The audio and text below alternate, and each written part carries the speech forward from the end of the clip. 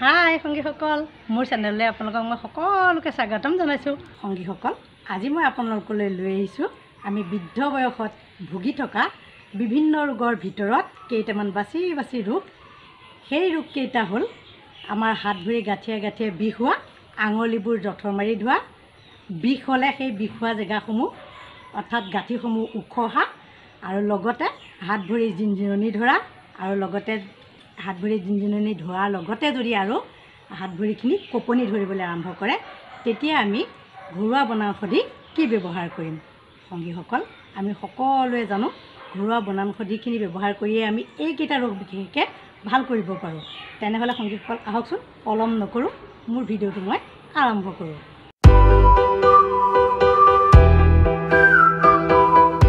সংগীসকল, হাত ভৰি গাঁঠিয়ে গাঁঠিয়ে বিষ হ'লে আৰু যদি আপোনালোকৰ এই আঙুলিবোৰ জঠৰ মাৰি ধৰে, তেতিয়াহ'লে আপোনালোকে কি কৰিব, পচতীয়া পাতৰ আগ এমুঠিমান আনিব, গৰম পানী বনাব, তাত পচতীয়া পাতৰ আগখিনি থেতালি হওক পুতি হওক মিলাই ল'ব, আৰু সেই পানীখিনি আপোনালোকে চেকি পেলাই হওক নেচাকাকৈ হ'লেও আপোনালোকে বিষ হোৱা ঠাইসমূহত লগাব। এই বিষসমূহ নাইকিয়া হ'ব। আৰু লগতে পচতীয়া পাতৰ আপোনালোকে তৰকাৰী খাব, আগবিলাক লৈ পেলাই ধুনীয়াকৈ তৰকাৰী বনাই খাব। এই হাত ভৰি গাঁঠিৰ বিষৰ লগতে জঠৰ মৰা বিষ আপোনালোকৰ নাইকিয়া হ'ব।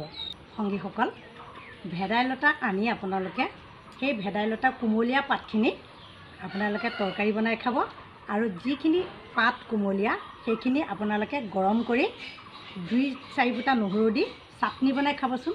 এনেদৰে যদি চাটনি বনাই আপোনালোকে এমাহমান খায়, তেনেহ'লে আপোনালোকৰ এই হাত ভৰি গাঁঠিৰ বিষৰ লগতে জঠৰ মৰাৰ লগতে বাত বিষো কিন্তু ভাল হ'ব। সংগীসকল, আপোনালোকে আধা কাপ তুলসীৰ ৰস ল'ব, লৈ পেলাই এসপ্তাহমান আপোনালোকে সেই তুলসী ৰসটো খাবচোন কণ্টিনিউ। আপোনালোকৰ গাঁঠিৰ বিষ আৰু জঠৰ মৰা ৰোগৰ কাৰণে খুবেই ভাল। 2 চামুচ আপোনালোকে কেঁচা হালধিৰ ৰস ল'ব, লগতে অকণমান আপোনালোকে গুড় মিহল কৰিব, আৰু প্ৰতিদিনে খোৱাৰ অভ্যাস কৰিবচোন। আপোনালোকৰ এই গাঁঠিৰ বিষ জঠৰ মৰা ৰোগ ভাল হ'ব। সংগীসকল, হাত ভৰি গাঁঠিৰ বিষ হোৱা আৰু জঠৰ মৰা ৰোগত আপোনালোকে ওলকচু তৰকাৰী খাব, খুব ভাল ঔষধ এইটো। এই ওলকচু, তাৰপিছতে ভেদাইলতা, আকৌ পচতীয়া, গুড় আৰু কেঁচা হালধি আমাৰ এই হাত ভৰি জঠৰ মৰা ৰোগ আৰু গাঁঠিয়ে গাঁঠিয়ে বিষ হোৱা ৰোগৰ মহৌষধি। সংগীসকল, সেয়ে আপোনালোকে এইকেইটা বস্তু আপোনালোকে খাব, এই ৰোগটোৰ পৰা আপোনালোকে সম্পূৰ্ণ ভাল পাব। যদি সেই বিষ হোৱা ঠাইখিনি ওখহে, তেনেহ'লে আমি কি কৰিম, টংলতি আৰু ভেদাইলতা একেলগে আপোনালোকে গৰম কৰি ল'ব, আৰু সেই জেগাখিনিত আপোনালোকে বান্ধি দিব, আপোনালোকৰ সেই ওখহা ভাল হ'ব। ভেকুৰী তিতা গছৰ পাত আনিব, মিহিকৈ পিহি ল'ব, অকণমান পাৰিলে গৰম কৰিব, গৰম নকৰিলেও আপোনালোকে সেই ওখহা ঠাইখিনিত বান্ধি দিব, আপোনালোকৰ ওখহা ভাল হ'ব। সংগীসকল, আকণৰ পাত আনিব, জুইত সেকিব এটা এটাকৈ, প্ৰায়ে চিনি পায় আকণৰ পাত, সেই এটা এটাকৈ সেকিব, আৰু সেই ওখহা ঠাইখিনিত আপোনালোকে লগাই বান্ধি দিব পাতলা ফটাকানি এখন দি। আপোনালোকৰ এই ওখহাৰ লগতে সেই গাঁঠিৰ বিষো ভাল হ'ব। আৰু এটা কৰিব পাৰে, আপোনালোকে জেতুকা, নহৰু আৰু সৰিয়হৰ তেল গৰম কৰি পেলাই সেই বিষ হোৱা ঠাইখিনিত আপোনালোকে ধুনীয়াকৈ মালিচ কৰিব পাৰে। সংগীসকল, এতিয়া মই আপোনালোকক ক'ম হাত ভৰি জিনজিননি ধৰা আৰু হাত ভৰি যদি আমাৰ কঁপনি ধৰিবলৈ আৰম্ভ হয়, তেতিয়া আমি কি কৰিম। সংগীসকল, ডাকে আমাক কৈ গৈছিলে, আঠে তিতা পষেকে মিঠা, মাহেকত যি খায় কৰাই, তালৈ জমে থাকে দৰাই। আমি এই কথাষাৰ সকলোৱে মনত ৰাখিব লাগে।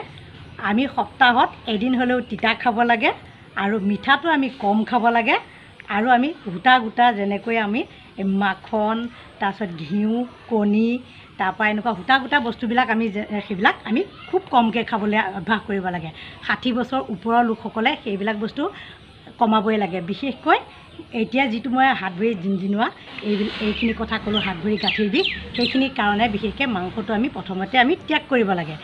সংগীসকল, এই বস্তুখিনি আমি ত্যাগ কৰাৰ পিছত আমি এই হাত ভৰি জিনজিনোৱা আৰু কঁপনি ধৰিবলৈ যেতিয়া আমাৰ অলপ আৰম্ভ কৰিব, তেতিয়া আমি বিশেষকৈ এইকেইটা শাক আমি আৰম্ভ কৰি দিব লাগিব। ব্ৰাহ্মী শাক, নৰসিংহ শাক, তাৰপিছতে আমাৰ চাঙৈ টেঙা, তাৰপিছত গোমধান বৃদ্ধ বয়সত অকণমান আপোনালোকে পিচি পেলাই গুড়া কৰি লুঠুৰি নিচিনা খাব পাৰিব। আৰু লগতে সংগীসকল মৰিচা শাক, কোমোৰা, এইকেইটা শাক আপোনালোকে প্ৰচুৰ পৰিমাণে মানে বেছিকৈ খাব। আপোনালোকে বেছিকৈ যেতিয়া আপোনালোকে খাব এই ৰোগটো আপোনালোকৰ একেবাৰে নাইকিয়া হ'ব। আৰু লগতে ব্ৰাহ্মী শাকটো 2-4 ফুট নহৰু দি চাটনি বনাই প্ৰতি সাজতে খোৱাৰ অভ্যাস কৰিবচোন। এই হাত ভৰি জিনজিনোৱা আৰু কঁপনি ধৰা ৰোগটো আৰম্ভণিতে নাইকিয়া হ'ব। সংগীসকল আৰু কেইটামান কথা মই এইখিনিতে আপোনালোকক ক'ম। যেতিয়া আমাৰ বৃদ্ধ বয়সত আমাৰ এলাহ ভাৱ লাগে, আমাৰ গা শৰীৰবিলাক দুৰ্বল লাগে আৰু কাম কৰিবলৈ মন গা নাযায়, মনটোও ভাল নালাগে, তেতিয়া আমি কি কৰিম সংগীসকল? আমি সকলোৱে চিনি পাওঁ অৰ্জুন গছ। কিছুমানে হয়তো চিনি নাপাব পাৰে, ওচৰ চুবুৰীয়াক সুধি হ'লেও অৰ্জুন গছৰ ছাল আনিবচোন। আনি লৈ পেলাই আপোনালোকে চাহ আৰু কফিৰ সলনি সেই অৰ্জুন গছৰ ছালটো ৰ'দত শুকুৱাই পেলাই টুকুৰা টুকুৰ কৰি ৰাখিব। গৰম পানীয়ে হওক বা গাখীৰেই হওক, তাত উতলাই পেলাই চাহৰ নিচিনা খাবচোন সংগীসকল। এলাহ ভাৱ দূৰ হ'ব আপোনালোকৰ আৰু আপোনালোকৰ গাত বল বাঢ়িব।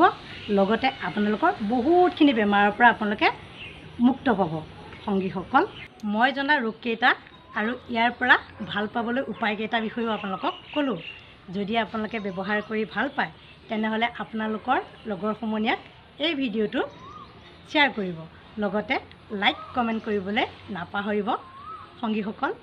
তেনেহ'লে মই আজিলৈ আপোনালোকৰ পৰা বিদায় ল'ব লাগিব। বাই।